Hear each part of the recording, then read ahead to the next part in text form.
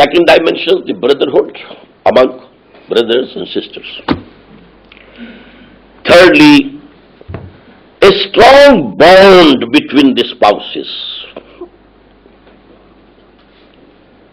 One dimension I have mentioned, that wife has to obey. The second dimension, strong bond of love is required. And adultery, fornication, what to speak of rape, absolutely forbidden. The whole attraction of the sexes, which is natural. You know that Freud has said that this is the most potent motive, the sex, and it is definitely very potent, no doubt. Not the most potent, but it is potent. And there is the danger of anarchy, illicit relationships, illegitimate relationships, without any marriage bond. So Islam, the objective is to eradicate zina, to eradicate fornication, to eradicate adultery. But this is such an issue that Quran has not said, don't commit zina, don't commit adultery. Quran said, don't go even near zina. Keep away from it. Keep at a distance. Now, what are those distances that Islam has suggested? Number one, the society has to be segregated. No intermixing of the sexes. Lest this attraction comes into play and there is some foul play. Islamic society is segregated, absolutely segregated. Different teaching institutions, schools, colleges, different universities, segregated hospitals, hospital for women, women are the patient, women are the doctors, women are the nurses. Men's hospital, men as patients, men as doctors, men should be the nurses over here, not female. And what happens in the hospitals is of common knowledge.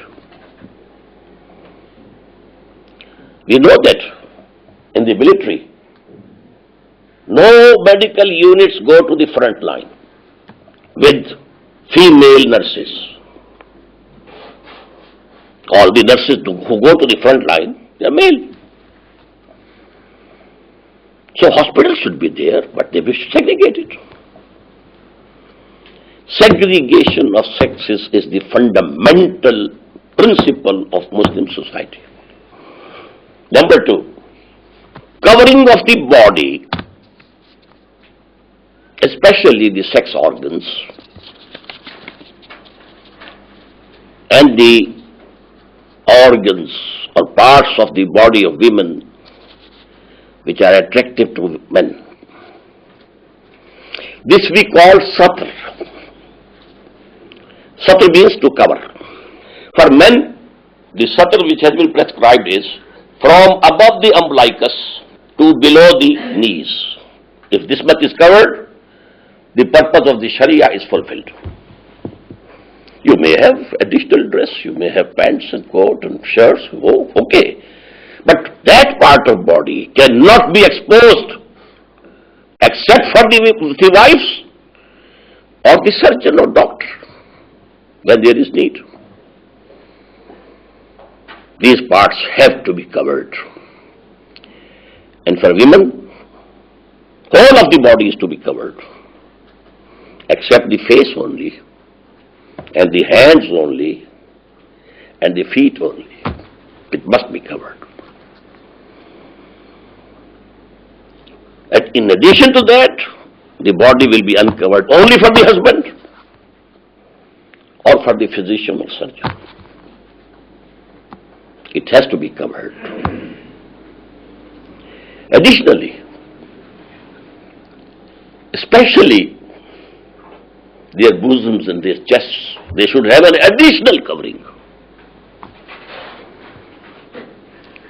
And then there is the instruction that a woman's dress should not be very transparent type of dress, should not be very tight, so that the body curves become apparent. The Prophet said, La'an Allahul Qasiyatin Ariyatin. Allah has cursed those women who, although they are dressed, they are naked. The dress is so fine that it is revealing the body, or it is so tight that it is making prominent the curves of the body. But for this bosom or the chest, additional cover, the headscarf has to be worn in this way, that this is an additional covering for the chest. These are the commandments of the Sharia. Now comes the veil. This is necessary when a woman has to meet or see someone who is non-mahram. Now, who is mahram? Please note. The relations with which a woman can never be married, in any case, they are mahrams. Father, brother, nephew, her own nephew. They are mahram. Not her husband's nephew. Her own brother, not her husband's brother. If the husband dies, she can marry the brother of the husband. Mahram are only those with whom a woman can never be married. And there's a list, full list given in Quran, in Surah An-Nur.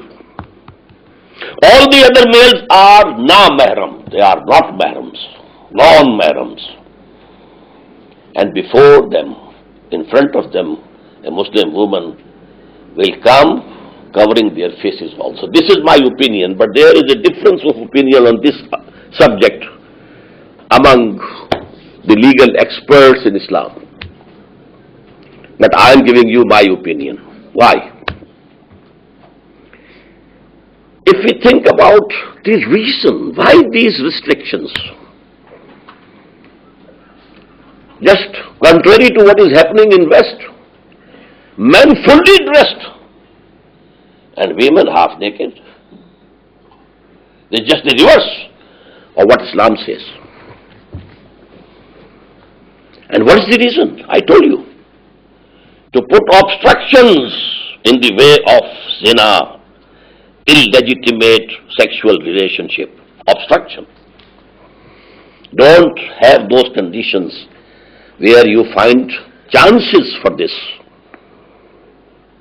So, these obstructions have to be far and wide. And these are the obstructions. Then I told you, what is the aim? Strengthening the family. If a male has seen some female, some woman, very pretty, very attractive, and now he is thinking about her, what's the result? The bond of love between him and his wife